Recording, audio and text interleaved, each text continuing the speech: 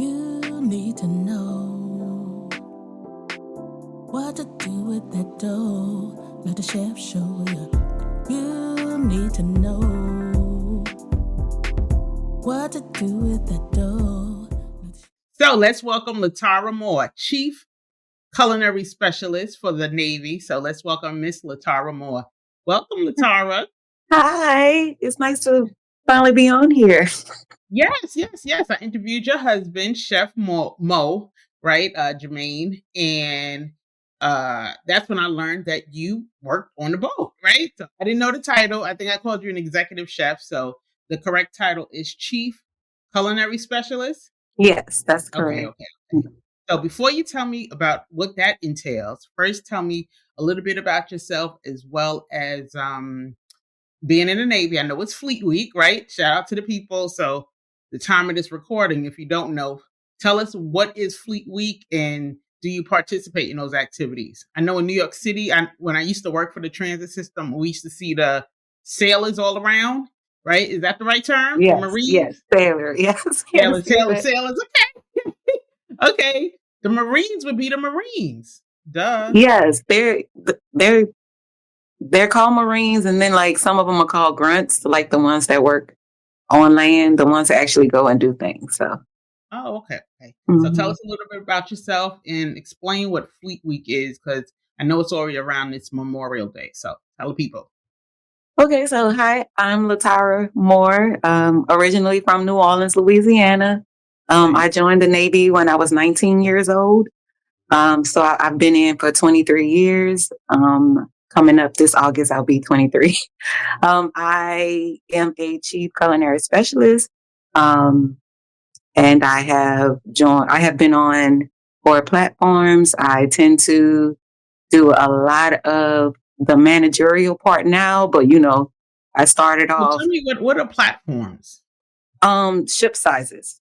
So a carrier is the biggest ships with the ones that you see the most about are like the carriers that have the aircrafts on the top. And then the ships that are the smallest ones protect the aircraft. So you have those around the aircraft when we go to. So I was on my last ship I just came off of in 2023 was a destroyer. So this is impressive, girl. What? Yeah. Yes. I need to know that we are getting some tea. Who else would I ask? This is so interesting to me. Yeah, so I started off on an amphibious ship, and that's like it's considered the taxi for the Marines because we kind of take them to the areas where they're going to be at in foreign countries, and so we kind of taxi them into those cities, and then we kind of help out. The oil rigs that are in the middle of the water, we are their food source while we're out there, so they receive food from us. The platforms out there, the oil rigs, yes. So. We do that. Face, right? Yes. Wow, this is so interesting. Yeah. Okay. So it's different ships that require them to do different things. Okay. So carriers are the aircraft life, air all day. They fly from morning to night. It doesn't stop on deployment. You hear them all night long. You hear them all day long. So they fly all day long. And, so different platforms of the ship will require them to have different functionalities that they need to do. So that's really it. The aircraft carrier that we feed is usually 7,000. So it's like a mini city on water. You said the aircraft you feed is what? 7,000 people. Yes. On a daily basis? No. On a daily basis.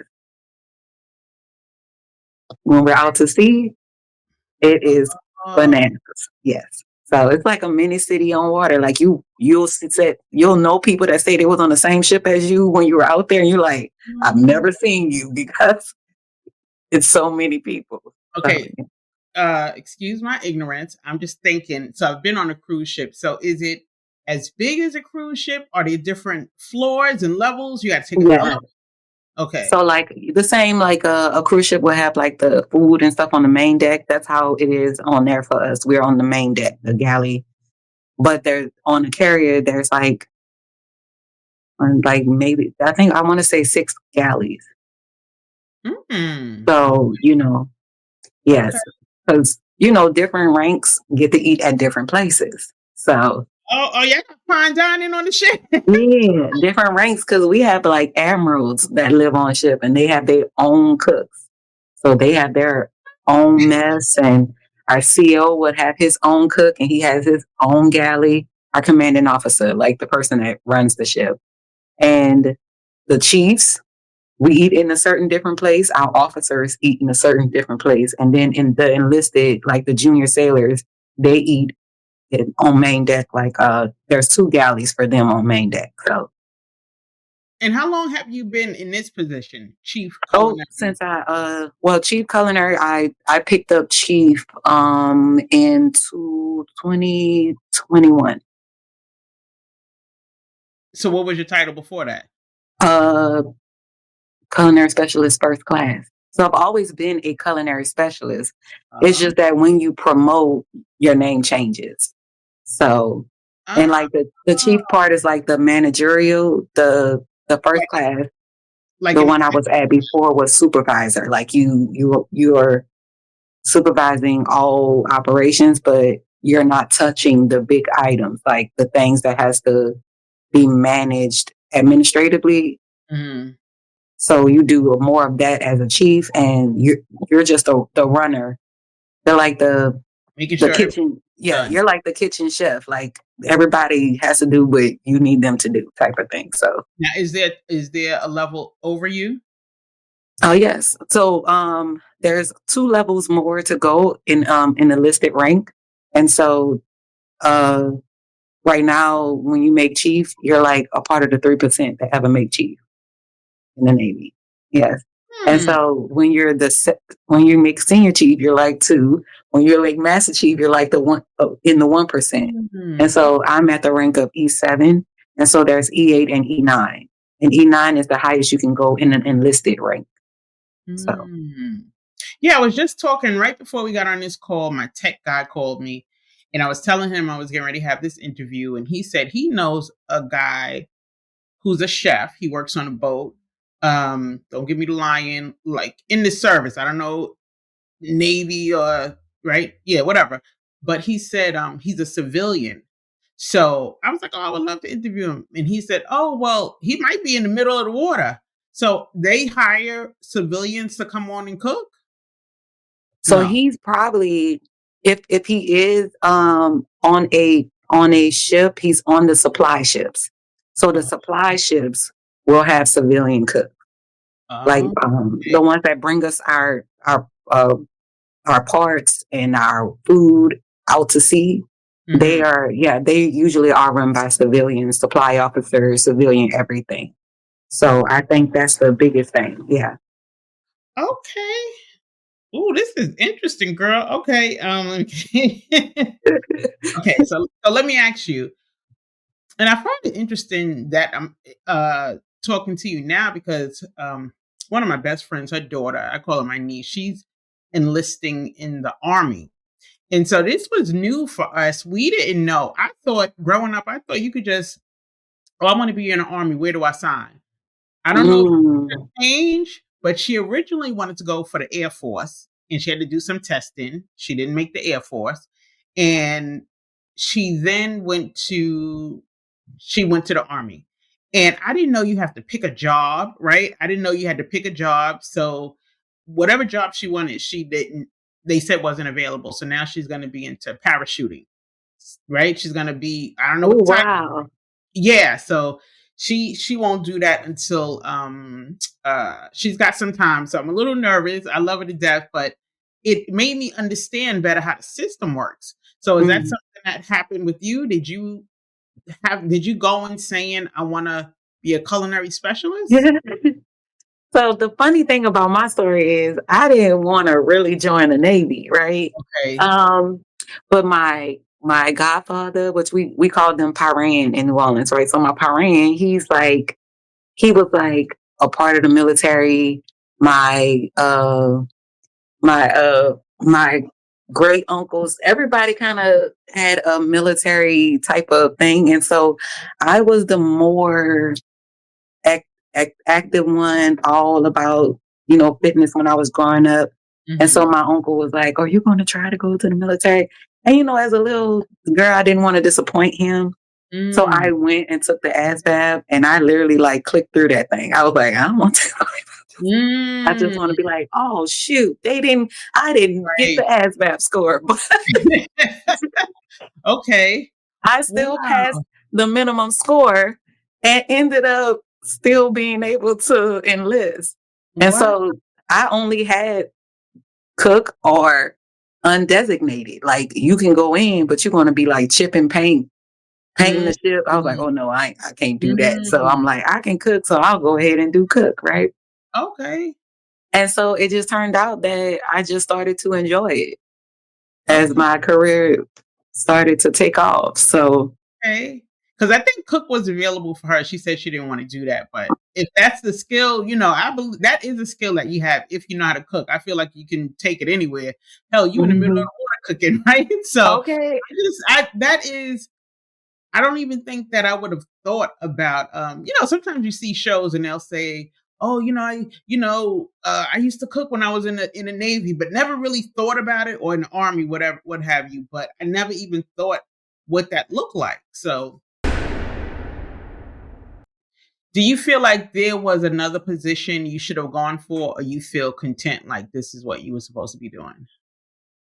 I do feel happy you chose this profession. Now at where I am now, absolutely. Okay. Yeah, I think it's the best. I think it was, at the beginning was a hard decision to make, but now that I think it's the most of the fact that I am me, like a Black female chief.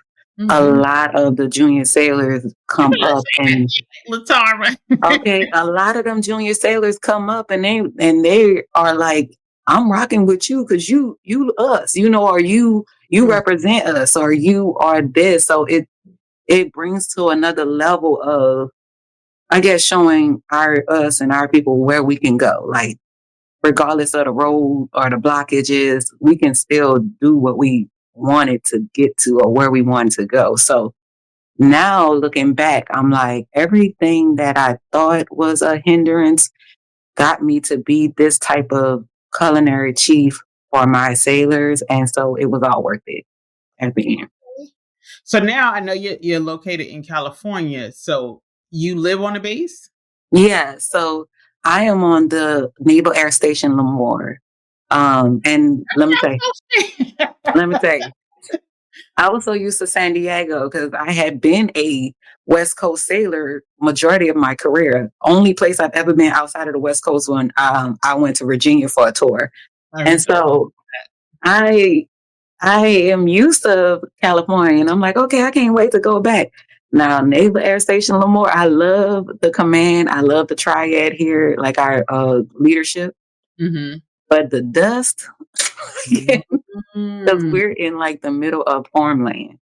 Because it's an aircraft base, so they got to have the space to be able to do what they need to do. So, but yes, we do live in housing on base, the military housing that they provide for us. So that's where we are. Okay. Again, pardon my ignorance. So when you get up and go to work, you get up and go drive someplace and go get on a ship? So no, I'm not on ship right now. I am on shore duty. On shore duty. And where I just came off of ship 2023. So on shore duty, I am base, or you go to a location? I am on shore duty. I manage the base's galley. The base's galley. So our galley here has a galley. We have we have 2 mobile food trucks. We are like, so we run food to the flight lines for the aircraft, for the sailors that can't come to get the food at the galley. So we prepare the food, put them on the food trucks, and we run it out to the sailors out there so that they can at least eat while they're on watch and stuff. So yeah. Okay. Was that a knock on your door? I thought I heard a knock. No? Yes. Yeah, it's my son, the Oh, usual. okay. You Oh, know, I don't have no, I ain't got no me time. That's why I'm in up here because I be trying to hide, you know. girl, please. I'm gonna get to the babies now. I know. It's okay. I understand. And kudos to you for doing that, for having this career, for being a wife, being a mother, right? It's a Yeah, lot. It's a lot. So that's the hardest. Yeah. yeah, I definitely appreciate your time. Okay, so now I know you are onshore, you got onshore duty. So tell Hmm. us what a day looks like for onshore duty. What like first of all, let me back up. What kind of food do they serve on this on the base? Oh, we have a 6-week cycle. Mm, Okay. So our menu goes for 6 weeks and then it starts back up from cycle one all the way back through. okay. Only to manage how much food we actually have to produce type of thing. Hmm. But we serve like we do Burger Wednesdays. Okay. It- but we have a speed line and a um, hotline. So Okay. we do everything. I think you could just name it. We do quinoa. We do every chicken, ribs, mashed potatoes from scratch. We do everything. I Like like the from scratch part. So yeah. everything is produced from scratch? So on ship, you usually don't get the opportunity to do that because you're trying to mass feed in a certain amount of time. But on Mm-hmm. shore duty, it's one of the things that I enjoy because you get to go back to that. When I first joined, we did everything from scratch. Mm-hmm. Lasagna, like we did oh Lord, the meatballs, the fried chicken standing at that fryer, the whole meal. Like we did everything from scratch when I first joined, but it started to take up so much of your productivity time Mm-hmm. that like we were getting no sleep because by the time you finish cleaning the galley, it's like 1 o'clock in the morning and you're up at 4 to start breakfast. So Mm-hmm. they kind of tried to minimize more ready to serve meals on ship so that CSs can actually like deep clean and do the things they needed to do to actually get some sleep. But I used to love it. I used to watch when I was a junior sailor and I was cooking from scratch. I used to peek like from the galley on the serving line to see if people would pick my product and Uh-huh. see how they would like if they liked it or not. Like the joy of those type of things. That's why I have them here cook a lot from scratch because that feeling of somebody saying you made a good product and you know you did it from scratch. You can't get that from a ready to serve Right, meal, you right, know? right. And it doesn't taste the same. It doesn't. No. Yeah, I do believe we can connect through food. So I love seeing people's reaction when they taste my food because just because it gives you a good feeling knowing I created this and I say it all the time. Everybody can't cook, so to see somebody really appreciate Okay. and just I do believe that we definitely can connect. I think food, music is like a universal love language. So. Yes, So people were absolutely. training you when you started. They trained you how to prepare those certain dishes. Yeah, so we have recipe cards and we go by them a lot.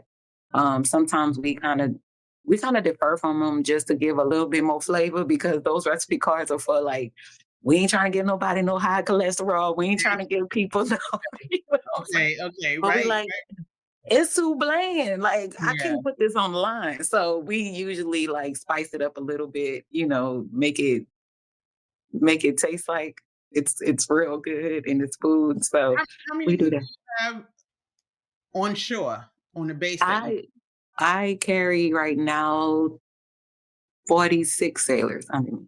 Okay, Hmm. would you can say that's like a lighter load for you now? Oh yeah, absolutely, Okay, okay. absolutely. That's a whole nother story. What is life like just being on a ship?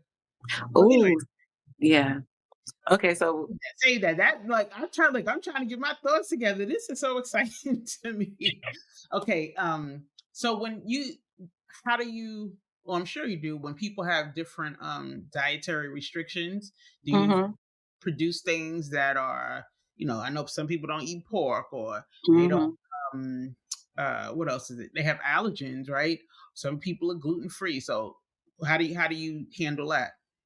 So for us, a lot of times our stuff go through, like, our menus go through a nutritionist board, like of people that are have carry those degrees, right? Mm. And our menus are based to where you're going to do a healthy option and you're going to do a heavy option, right? So sometimes we will have like salmon and we'll have a beef or whatever the case may be, but we won't have we won't have two unhealthy options at any time. I see. Mm-hmm. So we do that. We do like the stir fries and the vegetables, and like on Mondays for us, we do Mongolian barbecue. So like you can have, all the vegetables you want, put a little sauce on it, you know what I'm saying? Or whatever the case may be. We do a lot of different options for them. But if we can't produce, because I know some people have, like we've had requests because they have like kosher, where like they have the Jewish beliefs of like the food has to be prayed over and all of those things. And for me, I don't know if this food was ever prayed for or whatever the case may be. So we usually give them their BAS, which is their basic food allowance. So we allow them to go out and source their own food if we cannot provide what they need for their time. That's interesting. That was on shore, because that's not something they could do on a ship. So yeah, okay. So usually on ship, it's a difference. Like we would carry like the kosher MREs. So they would have an option. They would have to eat the kosher meals when they are, on there. But we have full salad bars. We have, like you come to a galley and you eat, it's like, I want to say a Golden Corral, but not really, because we don't have as much options as a Golden Corral, but you pay that price and everything in there you can eat. Like everything on either line you can have. Like it's one of those things. So it's not like you have to, because like some galleys, the Air Force, they pay by each item they pick up. But for the Navy. Mm-hmm. Really? So if you're receiving so some sailors, because the Navy gives us a food allowance monthly. Okay. So they're like, you gonna pay for it if you're gonna eat at the galley, right? Right. I got you. That makes sense. So yeah. It's usually and our meals are like our lunch meal is right now, the cost of it is $11. Yeah, so, and you receive, like, you get the salad bar, you get all desserts, you get a fruit bar, you get a hot line with 2 meat items, 2 starches, and 2 vegetables, and you get the speed bar. Our Mondays is Mongolian, our Tuesdays are taco bar, our Wednesdays are burger bar, Thursdays are usually either we do deli or we do a like a panini day, and then Fridays is always pizza and wings. So you're like. So that's interesting. You said that's during lunch. Do they just come to eat one time, or you create breakfast, lunch, and dinner? Oh, we create breakfast too, right? We don't get a lot during breakfast, so don't nobody be trying to come to work that early on shore duty. Oh, okay, I got you. But we do provide breakfast. We provide breakfast, lunch, dinner, and a night meal. Yes. Really? So, yes, our trucks go out there and they usually are there. That night meal ends at 1:00 in the morning. So they eat good if they want to. Okay. That's interesting. So how does that work? I know you got some kids around there. So how does that work, being a mom and a wife, doing, even being out to sea? How does that work? Because I know we went to Virginia. Yeah. Let me see. Were you there when Robin? Well, of course. Were you there when Robin? Was Robin there? Wait, I mean, how is it being out to sea? You don't have your kids with you, because I know your husband, he retired. So you watch the kids now, but when he wasn't retired, how did that work? It was hard. It was hard. Like Robin helped us a lot. My mom had to fly out there to help us. It's very hard. You have to really have a support system. If you don't, it's hard. And sometimes it hinders your career because a lot of times the expectation of you, right, is that you do the job and your kids don't come before what the job is. So when you can't, because you gotta go pick up your kid because your kid is sick, or you gotta, they look at you like you can't manage the both work-life balance, right? So we always struggling with something, so that's a lot mhm, that's a lot to put on a woman. Like, do you yeah, career but you still want to have a family, right? hmm, yeah, but it's like now I'm like programmed that way. Mm-hmm. So like I started like I really had to make sure that I was organized. Like at work, the before I left, I had a list of what I needed to get done when I came in the next morning, because if I don't, then I'm going to waste the time that I can't waste because my kids get out of school at a time, or I got to make sure that I support when he's out to sea. Because the worst part is he was supposed to be the one on shore, but they sent them to a command that kept sending him out to sea. So it was like we were trying to, manage as well as we could. That Virginia tour, that tour was something Right. else. That tour Okay. was something else. Yeah. Okay. So it feels better. Do you feel like there's a little break now that he's retired? A little weight off your back? Yeah, it does. I know sometimes it feels like that, and sometimes I'm just like, I know he ready to go. Okay. Yeah, I'm gonna get Because into that because I know even you're retiring this year. I'm retiring next year, but my family is leaving next month already. Yeah. Wait a minute. Yes. And that's the I thought you thing, the were gonna, sacrifices. he said, I feel like he said the end of the year when I interviewed him. Mhm. So if you didn't see that interview, go back and look at my interview with Chef Jermaine Moore. Okay. So now wait a minute now. You got now look, I gotta mix these questions up now. Yeah, so they So they're literally, going to Houston. yes, we bought a home. We're in closing. Okay. Yes. Oh, I'm coming down, bro. Yes. And Nice. it's important, a part of me wants to be selfish and keep them here with me, and all of those things. But my children's stability education wise is super important to me. So them going and starting school there instead of trying to transfer like the third semester to a school, Okay. I'd rather them get to it. And my daughter is going to be in her junior year of high school. So I don't want her to, I don't want her to, I want her to build friendships now so Right. that she can go into her senior year knowing these people, Okay. other. And So how old are all your kids? my youngest is 7. He just turned 7.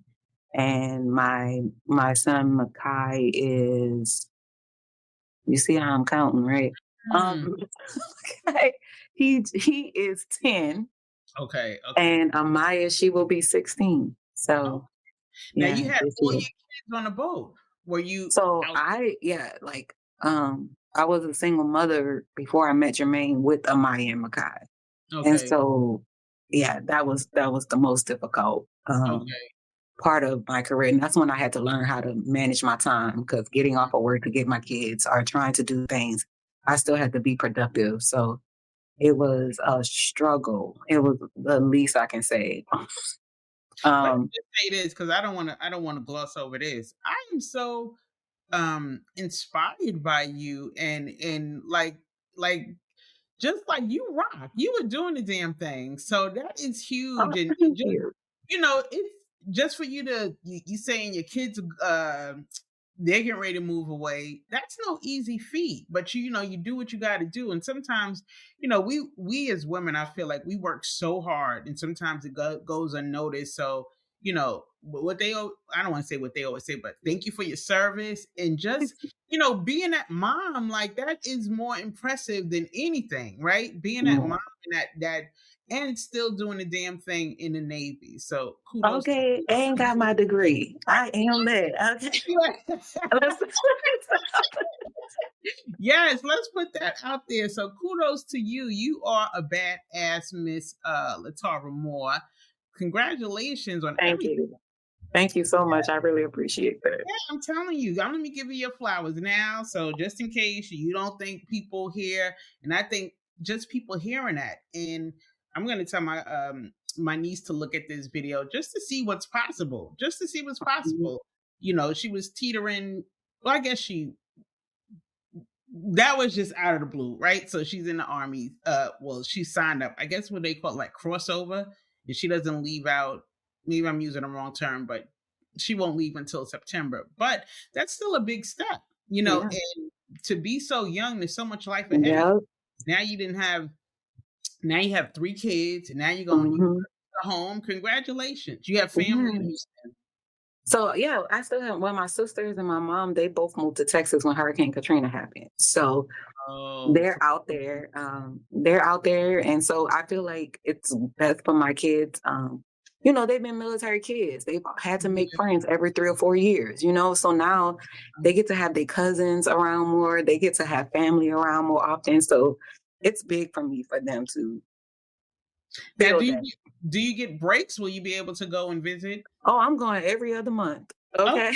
Nice. Because the good part is I am at the end of my career. So my time is like limited. I literally right now I have the opportunity because I have so many days of leave I have to get rid of before I retire. Oh, okay. So I need to use them up. So I'm like, well, I'm gonna go with them in June. I'm going to take the kids there, and you know, and then I'll be back in August when they start school. So, you know, I'm planning to be there with them for Christmas. So okay. Yeah. Okay.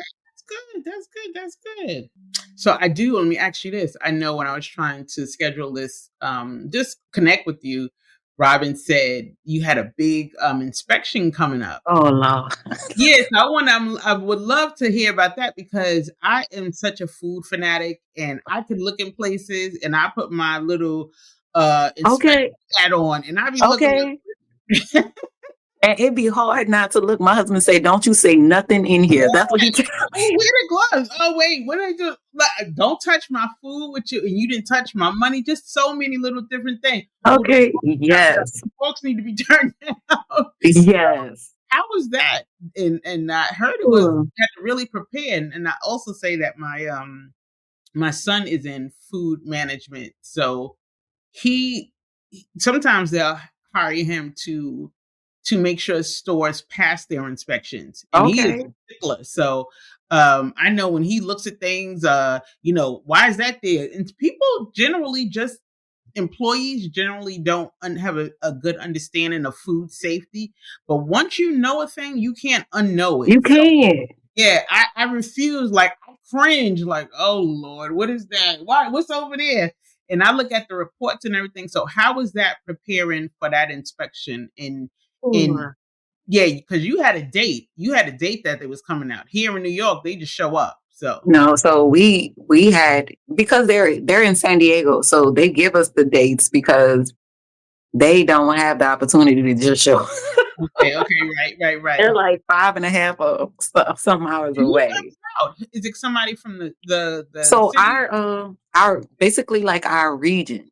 So, you know, the region managers come out and they inspect our thing. They inspect every part of food service, right?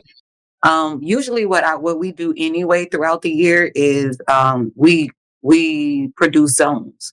So sailors have to clean certain zones every day. And that's not just like you wiping it down. No, you deep clean in this zone this week. We deep clean in this zone next week. So the galley can continuously be touched. If you get what I'm saying. So yeah. And if it's not to standard, we here on the weekend before an inspection. Like I do. Yeah, we're not about to play. Like this place about to get to, you know. So what happens a lot of if you times fail an inspection? Oh, if you fail an inspection, that goes to everybody. Everybody sees that you failed the inspection. Your galley is closed down, and everybody on base receiving BAS, and now the CO and them probably gonna fire you. Yes. Wow. Oh, okay. Yes. That's why you ain't had time to talk. I ain't got no time. I ain't got no time. I know And that. at that point, at that point when I was going through inspection, I was the DLCPO, which is a rank above me job position. So I was Okay. like, I ain't got no time to play. I Right. need to show who I am right now. It's about to be on. So, so, getting our administrative correct too, because our equipment, the life expectancy of our equipment, our records, right? Because we use a food service management system, FSM. That's what we call it, food service management. So, and that's where all our stuff goes through. Like our ordering goes through that system. Our menus every day, we produce them from that system. And so all of those things come through that system, and we have to make sure. What's the name of that system? FSM. That's a food service management. Food service management. Okay. FSM. So we run that system for everything. Okay. And then on shore duty, your region can tap into your FSM and just it's a live thing so that they can see where you're at in your records and stuff. And we have to be at certain levels of stuff. Like, how when you feed, we can't go over a 2% of over under issue of food. And, we have to be producing the same amount of food the same amount of food we order. We have to make sure we're producing out the same amount of food to stay under that 2% level. And so a lot of things come from, that's the managerial, like when you become a chief, that's the bigger parts of the factors That's when the chief come into play. Okay. Because ordering on a ship will take you out. Okay. Because you have to factor so many different things. It's not like you can order from your regular people. You don't get to order from your regular people. And when you're back at Virginia or California, you got to order from a catalog in the area you're at. So like if we're in Europe, I got to order from a Europe catalog that's approved. Or if I'm in Bahrain yes, it's like, and then you got to focus on lead times, right? If I need this stuff, I got to make sure that I get it because now it has a lead time of 10 days. So that means I got to make sure I have this order in 10 days, like whatever order day I want to do, plus the lead time. Right. So that it can get to the ship on time. Okay. It is, it will take you out. Tell me more about the inspection. What were they looking for? Were they making they went through our cargo, which we call the JOD, Jack of the Dust. That's what we call them. Okay. They are the ones that run our inventory of food, right? So we have 2 deep freezers, we have a chill, and we have a dry storage, right? So they inspect those. They'll pick 50 items, and then they'll do the inventory on them. Our FSM system has to match that what we say we have in the storerooms match. So we did do 100% on that. They did do the sanitation inspection of the galley, and making sure everybody got the beer guards on. I hate the fact now that they can wear beards, but the beard. Okay, right. And all the things, right? And so they go up under everything, up under ovens, up under chill boxes, the gasket lines in the chill box, the reefers. Like it's so intense. Our the gaylords, everything. So we go through all of those, and we pass as well with that.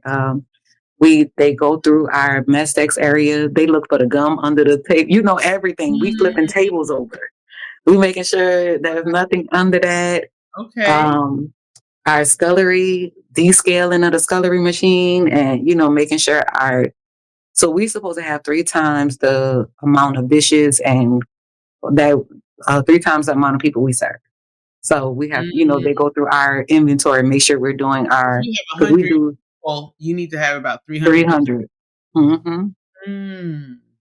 Okay. So, they went through all of our stuff. They went through and then they even walked the outside of the building for beautification purposes and all of that. Yes. Okay. So we get intensely, inspected. Good. And I think everyone should. I'm telling you, I always talk about it. And I feel like I'm in my own little world when I talk about it. But I look at some of the health department inspections and see how people just aren't clean. So, well, not clean. Maybe I just feel like maybe they're not training their staff or they don't know. But when you serve in the public, I believe you should be under that kind of scrutiny. When you see these shows like Food Kitchen Impossible, and it's dirty. Kitchen Nightmares. How is that able to function like that? Crazy. That's crazy to me. I know when I had my shop, I always knew that the health department can come in at any given moment. So I just can't understand, and it's just unfathomable. Yeah. So I did that too one time. I went to a Golden Corral and I'm in California, and I was like, I went to the restroom and some friends met me in the restroom. I said, we going home. I know. We getting up out of here right now. Yeah. So I'm like, no.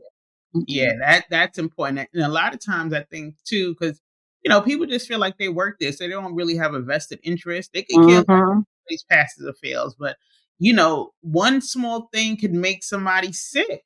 You can have an outbreak, Yes, absolutely. So your husband has retired. He's a chef now. He's still in culinary school. Did he finish? He graduates tomorrow. What? Girl, look at that. Congratulations. He graduates tomorrow. Yes. And he actually, when he did his externship, he came to work with you. Oh, yeah. I took lovely pictures. I took lovely pictures of him. Okay. It was great. I like, my husband is a great cook. That's one thing he's not bad at. My thing, I had to keep pulling him out of the galley. Like, I need you to learn the managerial side. Because the cooking side. I need you to get into the management part. I need you to know what your staff is supposed to be doing. That's the part you need to know, right? So he did really well because I'm pushed him to give briefs to my food service officer, do these things, so he did really well in it. He did. I enjoyed having him. Is that something you plan to explore? I know he has 5 shades of brown. So when you go to Houston, do you plan on being a part of that? Now, I'm planning on being a part of it at the beginning. Don't get me wrong. I love cooking. Okay. But I love it. Like I tell everybody else, cooking is a love to me. So I don't like doing it every day because it becomes not the love part of it no more. So for me, like Jermaine, he loves it every day. For me, I've done it for 23 years. Right. I want to love it and do it just for my family type of thing now. Okay. But because he's still going to be learning the inventory part, the things like that, I'm going to support him on that. And when he gets on his feet and he start getting staff and all of that, that's when I'm going to let go. But, I know. Even you don't have to be the one doing that, because sometimes we start these businesses and don't really have a clue, but to have you as a partner, or whether officially or not, but to give him that guidance, or as opposed to him trying to figure everything out by themselves. Because if you don't have somebody who's in the know, then it's like you just kind of just taking a chance, so that's good. So when you retire, you just plan on relaxing? No, I am going to go back to school for my master's. Oh, nice. I'm doing. And because you didn't mention, I just happen to know because you told me, but tell the people, what do you have a degree in, and what are you going to go back? I have a bachelor's degree in healthcare administration with a minor in healthcare management. I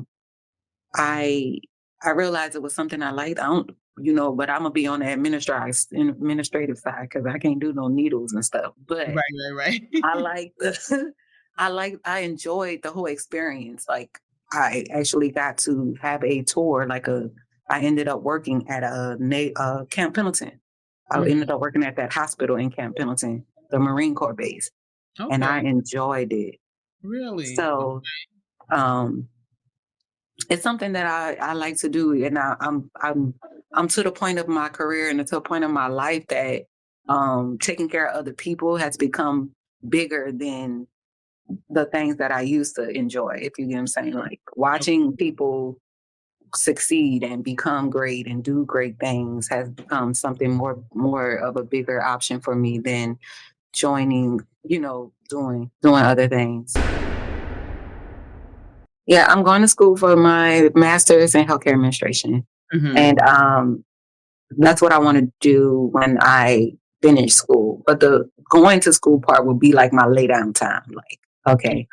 And with the Great Old Navy, I get BAH to just go to school. So I'm like, you get a lot of benefits people don't tend to think about, when you do sacrifice so much. So now I'm just like, I'm grateful that me and my family can enjoy the sacrifices we made for so many years. Mm-hmm. And so my kids. That definitely is a sacrifice. Mm-hmm. That really is. And to hear you talk about it, even though I knew, but it just resonates a little differently now that really is a sacrifice. You can tell me if you can answer this or not. If not, then it won't be in the interview. But with have you seen any changes in the Navy with the whole administration change? Or has things kind of been the same like from a year ago?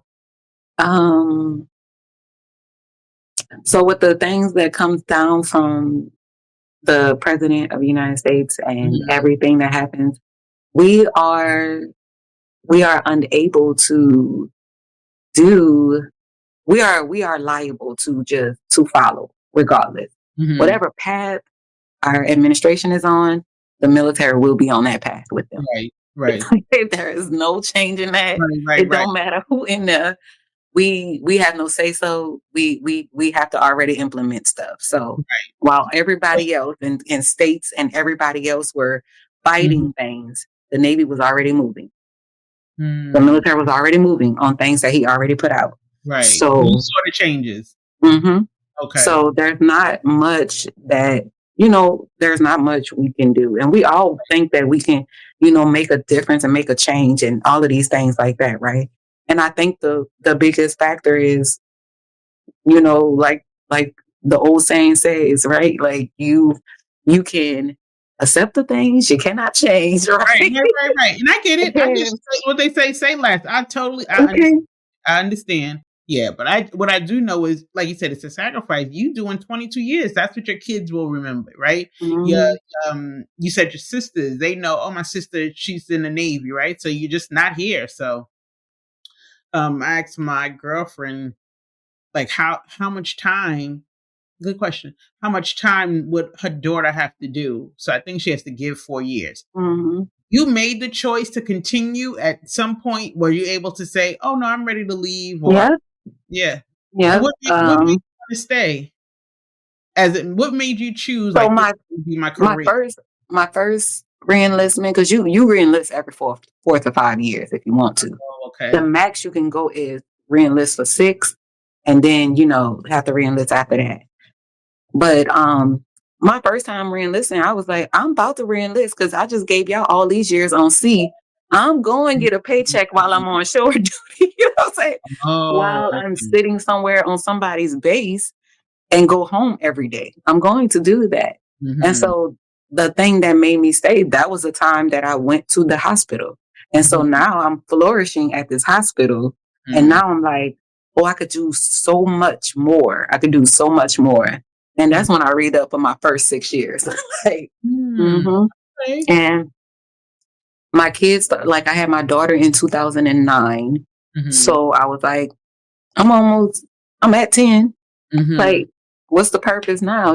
So like, let me go ahead and get these other 10. Okay. The struggle was leaving her because the Navy back then didn't have as much, like as much as we want to say the negative, a lot of times, our military love to say how the military is so jacked up. The things that I remember and where we are now in those things are different too. Like when I had Amaya, I had to be back in like physical fitness ready in 6 months to take my physical readiness test, right? But now they give you a whole year to get back into standards, right? So we say the different changes, but I'm like, yeah, I only got 6 weeks and I was back at work when I first had my daughter. Now you get 3 months. at home, you know. So we you first changed said 6 months. You had to be ready in 6 weeks. I had to be 6 weeks to go back to work. Yes. Wow. My daughter went to daycare at 6 weeks old. Yeah. Oh my God. Now, see, that makes me feel all emotional just from a mother's perspective. Yeah. Good Lord. So I believe this is going to come true, but I have an interview with a lady who runs, she actually is from New Orleans. Have you ever heard of Mignon Francois? She I owns have a heard of cake it. collection. Yes. You have heard of her? Yes. I have an interview scheduled with her. She's on my books to do, on my calendar, I should say. So I read her book, and I thought I was going to read this book about this baking entrepreneur. She's got like a multi-million-dollar bakery business. And what I connected with more so in the book is just being a woman and stuff that you have to go through as a woman, right? Yeah, you can have your husband and they don't understand, but from that book, her book was so inspiring but I connected with more of her story of her trials and tribulations as a woman, struggling with the kids and okay. It was a lot in trying to do stuff, and I that was my takeaway. Her struggles as a woman, not so much trying to get this business right. So I understood that as well, but connection. So here talking to you, and sometimes I think as women we don't talk enough to each other. Absolutely.